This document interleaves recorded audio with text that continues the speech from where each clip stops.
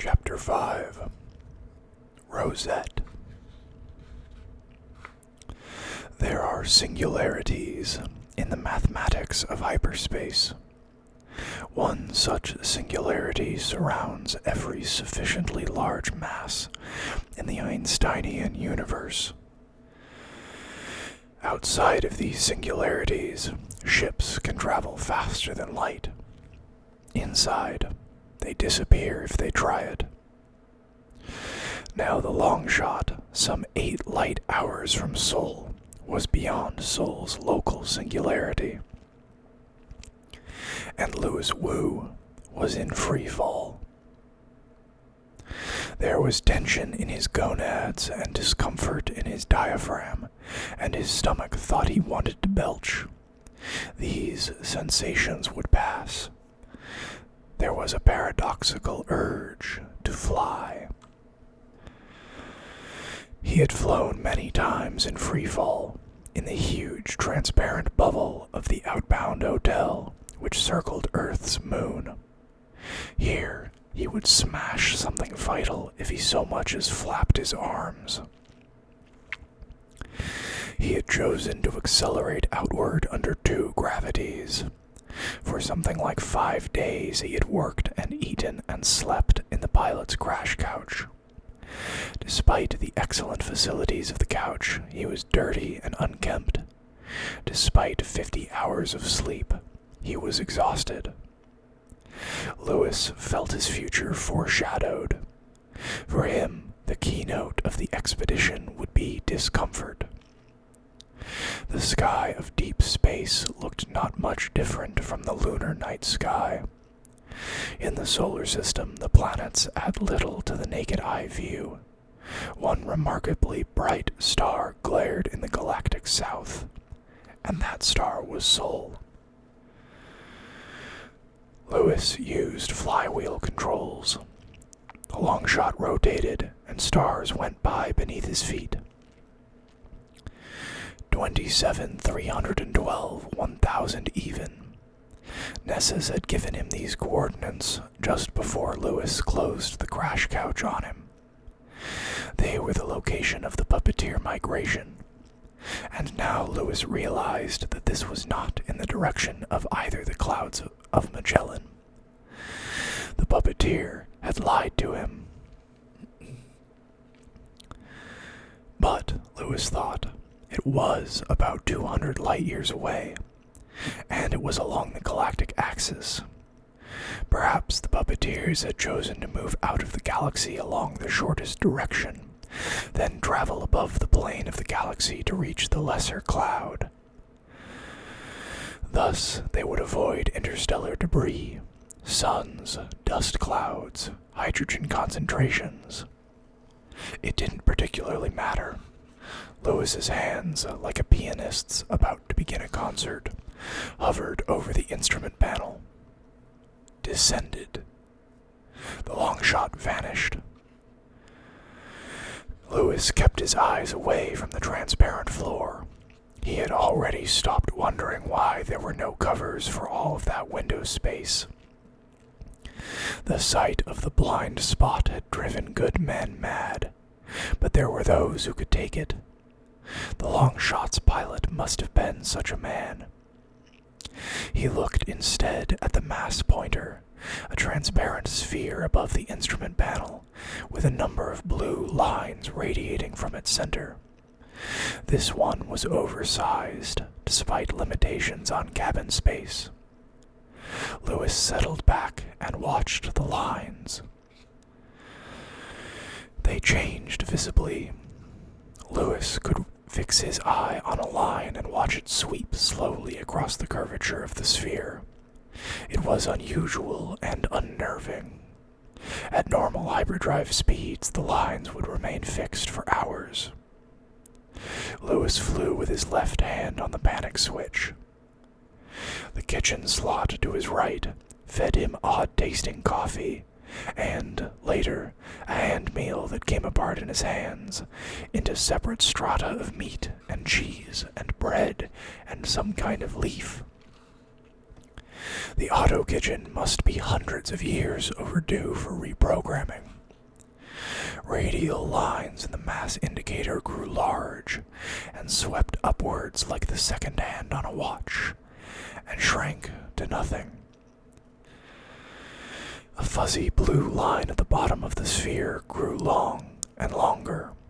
Lewis pulled the panic switch. An unfamiliar red giant glared beneath his feet. Too fast, Lewis snarled. Too tange fast. In any normal ship, you only had to check the mass indicator every 6 hours or so. On the long shot, you hardly dared blink. Lewis let his eyes drop to the bright, fuzzy red disk and its starry background. Tange, I'm already out of known space. He wheeled the ship to see the stars. A foreign sky streamed beneath him. They're mine, all mine, Lewis chortled, rubbing his hands together. On sabbaticals, Lewis Wu was his own entertainment. The red star returned to view, and Lewis let it swing another 90 degrees. He'd let the ship get too close to the star, and now he'd have to circle around it. He was then an hour and a half on his way. He was 3 hours on his way when he dropped out again. The foreign stars didn't bother him. City lights drowned the starlight over most of the Earth, and Lewis Wu had been raised a flatlander. He had not seen a star until he was 26. He checked to be sure he was in clear space. He closed covers on instrument panels, and then, finally, he stretched. Wow, my eyes feel like boiled onions. Releasing himself from the crash web, he floated, flexing his left hand. For 3 hours he had flown with that hand closed on the hyperdrive switch.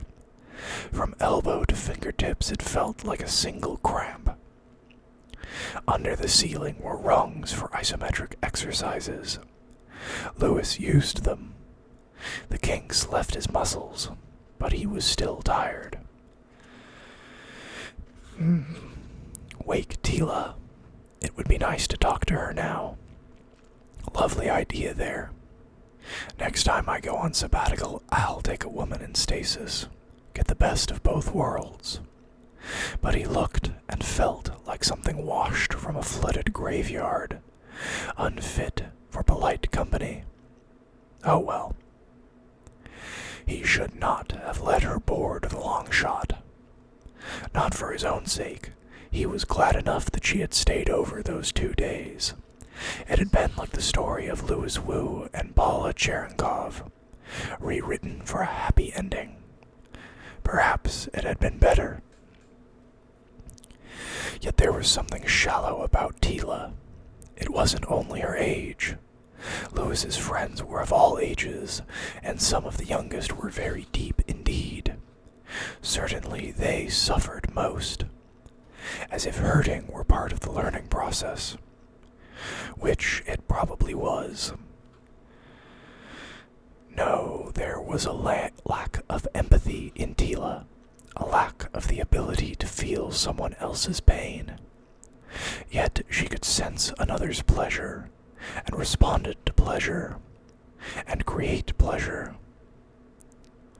She was a marvelous lover, painfully beautiful, almost new to the art, sensuous as a cat, startlingly uninhibited. None of which would qualify her as an explorer. Tila's life had been happy and dull. Twice she had fallen in love, and twice she had been first to tire of the affair. She had never been in a bad stress situation, never been really hurt. When the time came, when Tila found her first genuine emergency, she would probably panic. But I picked her as a lover, said Lewis to himself. Damn Nessus. If Tila had ever been found in a stress situation, Nessus would have rejected her as unlucky. It had been a mistake to bring her. She would be a liability. He would spend too much of his time protecting her when he should be protecting himself. What kinds of stress situations might they face? The puppeteers were good businessmen. They did not overpay. The long shot was a fee of unheard of value. Lewis had the chilly suspicion that they would earn it. Sufficient unto the day, Lewis had said to himself. And he returned to his crash couch and slept for an hour under the sleep headset. Waking, he sprung the ship into line and dropped back into the blind spot. 5.5 hours from Sol, he dropped out again. The puppeteer's coordinates defined a small rectangular section of the sky as seen from Sol, plus a radial distance in that direction. At that distance, those coordinates defined a cube, half a light year on a side. Somewhere in that volume, presumably, was a fleet of ships. Also in that volume, unless instruments had fouled him up, were Louis Wu and the Longshot. Somewhere far behind him was a bubble of stars, some 70 light-years in diameter. Known space was small and very far away. No point in searching for the fleet. Louis wouldn't know what to look for. He went to wake Nessus. Anchored by his teeth to an exercise rung, Nessus peered over Louis's shoulder. I need certain stars for reference. Center that green-white giant and throw it on the scope screen. The pilot's cabin was crowded. Louis hunched over the instrument panel, protecting buttons from the puppeteer's careless hooves. Spectroanalysis. Yes. Now the blue and yellow double at 2 o'clock. I have my bearings. Swing to 348 Mark 72. What exactly am I looking for, Nessus? A cluster of fusion flames? No, you'd be using thrusters. You must use the scope. When you see it, you will know. On the scope screen was a sprinkling of anonymous stars. Louis ran the magnification up until 5 dots in a regular pentagon, right? That is our destination. Good. Let me check the distance. Tange. That's wrong, Nessus. They're too far away. No comment. Well, they couldn't be ships, even if the distance meter isn't working. The puppeteer fleet must be moving at just under light speed. We'd see the motion. 5 dull stars in a regular pentagon. They were 1/5 of a light-year distant, and quite invisible to the naked eye. At present scope magnification, they would have to be full-sized planets. In the scope screen was faintly less blue. In the scope screen, one was faintly less blue, faintly dimmer than the others. A Kempler or Rosette. How very odd. Take 3 or more equal masses, set them at the points of an equilateral polygon, and give them equal angular velocities about the center of mass. Then the figure has stable equilibrium. The orbits of the masses may be circular or elliptical. Another mass may occupy the center of mass of the figure, or the center of mass may be empty. It doesn't matter. The figure is stable, like a pair of Trojan points. The difficulty is that there are several easy ways in which a mass can be captured by a Trojan point. Consider the Trojan asteroids in Jupiter's orbit. But there is no easy way for 5 masses to fall accidentally into a Kempler or Rosette. That's wild, Louis murmured. Unique. No one's ever found a Kempler or Rosette. He let it trail off. Here, between the stars, what could be lighting those objects? Oh, no, you didn't, said Louis Wu. You'll never make me believe it. What kind of an idiot do you take me for? What is it that you will not believe? You know dang well what I won't believe. As you please. That is our destination, Louis. If you will take us within range, a ship will be sent to match our velocity. The rendezvous ship was a number 3 hull, a cylinder with rounded ends and a flattened belly, painted a shocking pink and windowless. There were no engine apertures. The engines must be reactionless, thrusters of the human type, or something more advanced. On Nessis's orders, Louis had let the other ship do the maneuvering. The long shot on fusion drives alone would have required months to match velocities with the puppeteer fleet. The puppeteer ship had done it in less than an hour, blinking into existence alongside the long shot, with her access tube already reaching like a glass snake towards the long shot's airlock.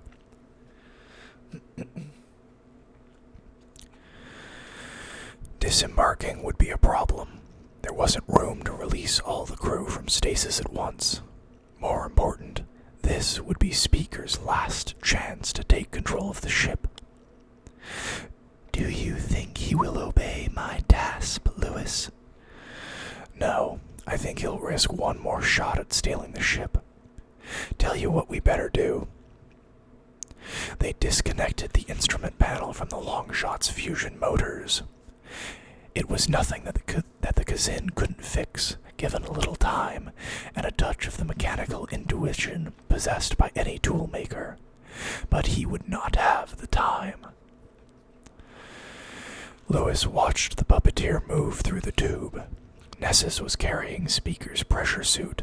His eyes were tightly closed, which was a pity, because the view was magnificent. "Free fall," said Tila when he opened her crash couch. "I don't feel so good. Better guide me, Louis. What's happening? Are we there?" Louis told her a few details while he guided her to the airlock. She listened, but Louis guessed she was concentrating on the pit of her stomach. She looked acutely uncomfortable. There'll be gravity on the other... this is Louis. "There'll be gravity on the other side," he told her. Her eyes found the tiny Rosette where Louis pointed. It was a naked eye object now, a pentagon of 5 white stars. She turned with astounded questions in her eyes. The motion spun her semicircular canals, and Louis saw her expression change in the moment before she bolted into the airlock.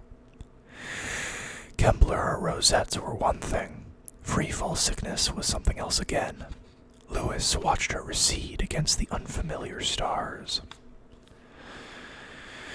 As the couch cover opened, Louis said, "Don't do anything startling. I'm armed." The Kazin's orange face did not change expression. "Have we arrived?" "Yeah, I've disconnected the fusion drive. You'll never reconnect it in time. We're in the sights of a pair of big ruby lasers." "Suppose I were to escape in hyperdrive?" "No, my mistake. We must be within a singularity." "You're in for a shock. We're in 5 singularities." "5? Really? But you lied about the lasers, Louis. Be ashamed." At any rate, the Kazin left his couch peaceably enough. Louis followed with the variable sword at the ready. In the airlock, the Kazin stopped, suddenly caught by the sight of an expanding pentagon of stars. He could hardly have a better view. The long shot, edging close in hyperdrive, had stopped half a light hour ahead of the puppeteer fleet. Something less than the average distance between Earth and Jupiter. But the fleet was moving at terrible speed, falling just behind its own light, so that the light which reached the Longshot came from much further away. When the Longshot stopped, the Rosette had been too small to see. It had been barely visible when Tila left the lock. Now it was impressively large, and growing at enormous speed. 5 pale blue dots in a pentagon, spreading across the sky, growing, spreading. For a flashing instant there were 5 worlds around the Longshot. Then they were gone, not fading, but gone. Their receding light reddened to invisibility, and Speaker to Animals held the variable sword. Finnegal's eyes, Lewis exploded. Don't you have any curiosity at all? The Kazin considered. I have curiosity, but my pride is much stronger. He retracted the wire blade and handed the variable sword back to Lewis. A threat is a challenge. Shall we go? The puppeteer ship was a robot. Beyond the airlock, the life system was all one big room. 4 crash couches, as varied in design as their intended occupants, faced each other in a circle around a refreshment console. There were no windows. There was gravity, to Lewis's relief, but it was not quite Earth's gravity, nor was the air quite Earth's air. The pressure was a touch too high. There were smells, not unpleasant, but odd. Lewis smelled ozone, hydrocarbons, puppeteer, dozens of puppeteers, and other smells he never expected to identify. There were no corners. The curved wall merged into floor and ceiling. The couches and the refreshment console all looked half-melted. In the puppeteer world, there would be nothing hard or sharp, nothing that could draw blood or raise a bruise. Nessus sprawled bonelessly in his couch. He looked ridiculously, ludicrously comfortable. He won't talk, Tila laughed. Of course not, said the puppeteer. I would only have to start over when you arrived. Doubtless you have been wondering about flying worlds, the Kazin interrupted. And Kempler Rosettes, said Lewis. A barely audible hum told him that the ship was moving. He and Speaker stowed their luggage and joined the others in the couches. Tila handed Lewis a red, fruity drink in a squeeze bulb. How much time have we got? He asked the puppeteer. An hour until we land. Then you will be briefed on our final destination. That should be long enough. Okay, speak to us. Why flying worlds? Somehow it doesn't seem safe to throw habitable worlds about with such gay abandon. Oh, but it is, Lewis. The puppeteer was terribly earnest. Much safer than this craft, for instance. And this craft is very safe compared to most human-designed craft. We have had much practice in the moving of worlds. Practice? How did that happen? To explain this, I must speak of heat and of population control. You will not be embarrassed or offended. They signified negative. Lewis had the grace not to laugh. Tila laughed. What you must know is that population control is very difficult for us. There are only 2 ways for one of us to avoid becoming a parent. One is major surgery. The other is total abstinence from sexual congress. Tila was shocked, but that's terrible. It is a handicap. Do not misunderstand me. Surgery is not a substitute for abstinence. It is to enforce abstinence. Today, such surgery can be reversed. In the past, it was impossible. Few of my species will willingly undergo such surgery.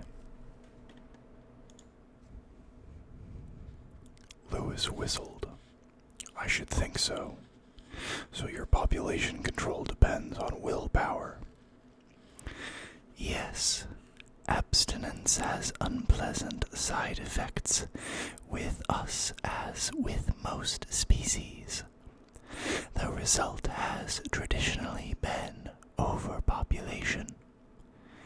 500,000 years ago, we were 500 billion in human numbering. In Kazinti numbering, my mathematics is good, said the Kazin, but these problems do not seem to relate to the unusual nature of your fleet. He was not complaining, merely commenting. From the refreshment console, Speaker had produced a double-handed flagon of Kazinti design and 0.5 gallon's capacity.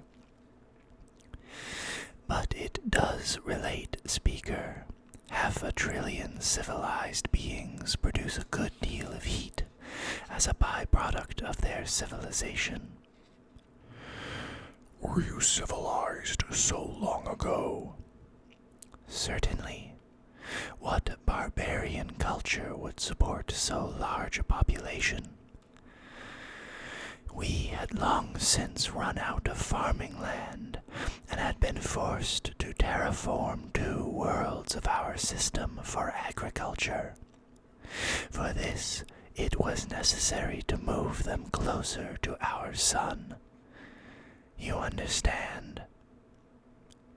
Your first experience in moving worlds.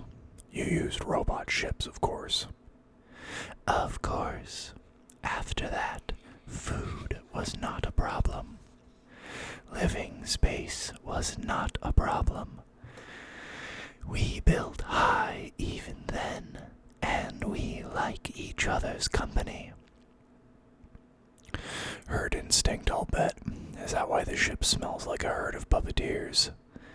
Yes, Lewis. It is reassuring to us to smell the presence of our own kind. Our sole and only problem, at the time of which I speak, was heat. Heat. Heat is produced as a waste product of a civilization. I fail to understand, said Speaker to Animals. Lewis, who as a Flatlander understood perfectly, forbore to comment. Earth was far more crowded than Kazin. An example. You would wish a light source at night, would you not, Speaker? Without a light source you must sleep, whether or not you have better things to do. This is elementary. Assume that your light source is perfect. That is, it gives off radiation only in the spectra visible to Kazinti. Nonetheless, all light which does not escape through the window will be absorbed by walls and furniture. It will become randomized heat. Another example. Earth produces too little natural fresh water for its 18 billions. Salt water must be distilled through fusion. This produces heat, but our world, so much more crowded, would die in a day without the distilling plants. A third example.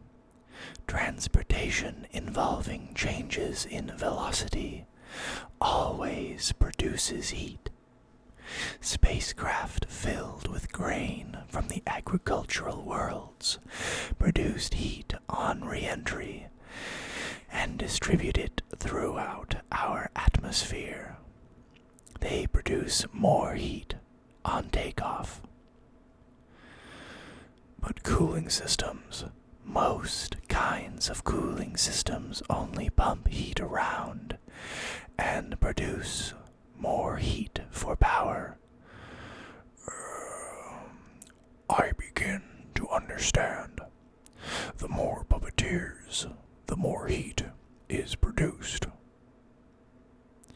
Do you understand, then, that the heat of our civilization was making our world uninhabitable? Smog, thought Louis Wu, internal combustion engines, fission bombs, and fusion rockets in the atmosphere, industrial garbage in the lakes and oceans. It's often enough that we've half killed ourselves in our own waste products. Without the fertility board, would the earth be dying now in its own waste heat? Incredible, said Speaker to Animals. Why didn't you leave? Who would trust his life to the many deaths of space? Only such a one as me. Should we settle worlds with our insane? Send cargoes of frozen fertilized ova. Run the ships with crews of the insane.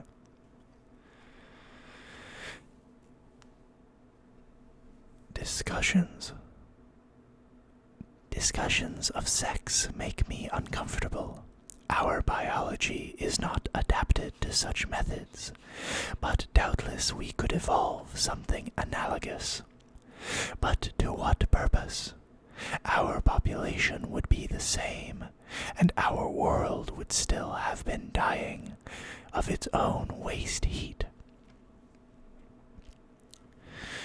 Irrelevantly, Tila said, I wish we could see out. The puppeteer was astounded. Are you sure? Are you not subject to the fear of falling? On a puppeteer ship? Yes. In any case, our watching cannot increase the danger. Very well. Nessus spoke musically in his own tongue, and the ship vanished. They could see themselves and each other. They could see 4 crash couches resting on emptiness, and the refreshment console in the middle. All else was black space. But 5 worlds glowed in white splendor behind Tila's dark hair. They were of equal size, perhaps twice the angular diameter of the full moon as seen from Earth. They formed a pentagram. 4 of the worlds were circled by strings of tiny, glaring lights. Orbital suns giving off artificial yellow-white sunlight. These 4 were alike in brightness and appearance, misty blue spheres, their continental outlines invisible at this distance. But the fifth world had no orbital lights. It glowed by its own light, in patches the shapes of continents and the colors of sunlight. Between the patches was a black that matched the black of surrounding space, and this black, too, was filled with stars. The black of space seemed to encroach on continents of sunlight. I've never seen anything so beautiful, said Tila, with tears in her voice. And Louis, who had seen many things, was inclined to agree. Incredible, said Speaker to Animals. I hardly dared believe it. You took your worlds with you. Puppeteers don't trust spacecraft, Louis said absently. There was a touch of cold in the thought that he might have missed this, that the puppeteer might have chosen someone in his place. He might have died without seeing the puppeteer Rosette.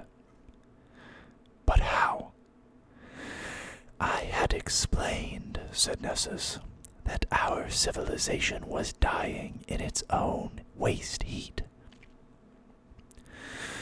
Total conversion of energy had rid us of all waste products of civilization, save that one.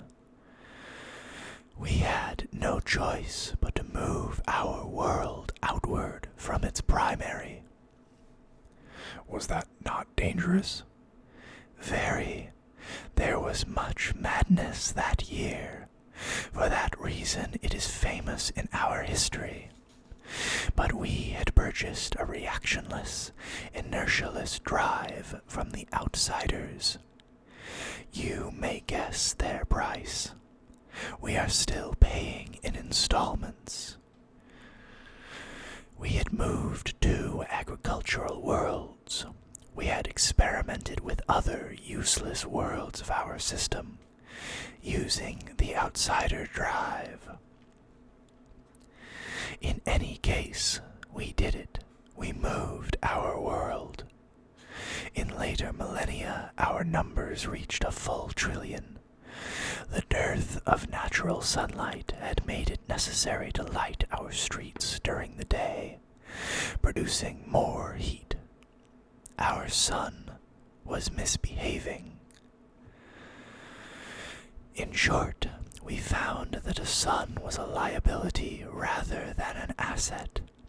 We moved our world to 1/10 of a light year's distance, keeping the primary only as an anchor. We needed the farming worlds, and it would have been dangerous to let our world wander randomly through space. Otherwise, we would not have needed a sun at all. So, said Louis Wu, that's why nobody ever found the puppeteer world. That was part of the reason. We searched every yellow dwarf sun in known space, and a number outside it. Wait a minute, Nessus. Somebody would have found the farming planets in a Kempler or Rosette. Louis, they were searching the wrong suns. What? You're obviously from a yellow dwarf. We evolved under a yellow dwarf star somewhat like Procyon. You may know that in 500,000 years, Procyon will expand into the red giant stage. Finnegal's heavy hand, did your sun blow up into a red giant? Yes, shortly after we finished moving our world, our sun began the process of expansion. Your fathers were still using the upper thigh bone of an antelope to crack skulls. When you began to wonder where our world was, you were searching the wrong orbits, about the wrong suns. We had brought suitable worlds from nearby systems, increasing our agricultural worlds to 4, and setting them in a Kempler or Rosette.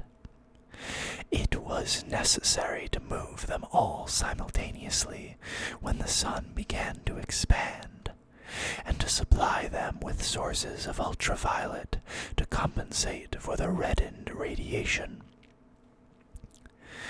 You will understand that when the time came to abandon Galaxy 200 years ago, we were well prepared. We had had practice in moving worlds. The Rosette of Worlds had been expanding for some time. Now the puppeteer world glowed beneath their feet, rising to engulf them. Scattered stars in the black seas had expanded to become scores of small islands. The continents burned like sunfire. Long ago, Louis Wu had stood at the void edge of Mount Look at That. The Long Fall River, on that world, ends in the tallest waterfall in known space. Louis's eyes had followed it down as far as they could penetrate the void mist. The featureless white of the void itself had grasped at his mind, and Louis Wu, half hypnotized, had sworn to live forever. How else could he see all there was to see? Now he reaffirmed that decision, and the puppeteer world rose about him. "I am daunted," said Speaker to Animals.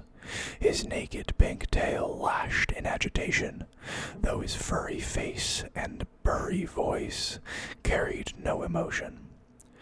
"Your lack of courage has deserved our contempt, Nessus, but our contempt has blinded us.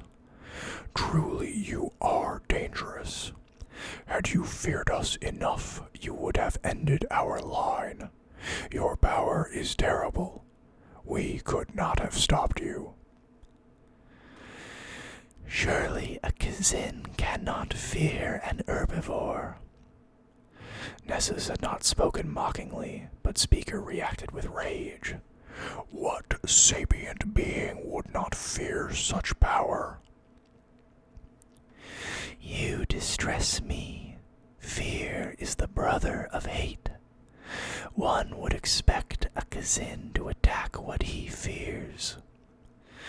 The conversation was getting sticky, with the long shot millions of miles in their wake, and known space hundreds of light years away. They were all very much within the power of the puppeteers. If the puppeteers found reason to fear them. Change the subject, fast. Lewis opened his mouth. "Hey," said Tila, "you people keep talking about Kempler rosettes. What's a Kempler rosette?" And both aliens started to answer, while Lewis wondered why he had thought Tila shallow.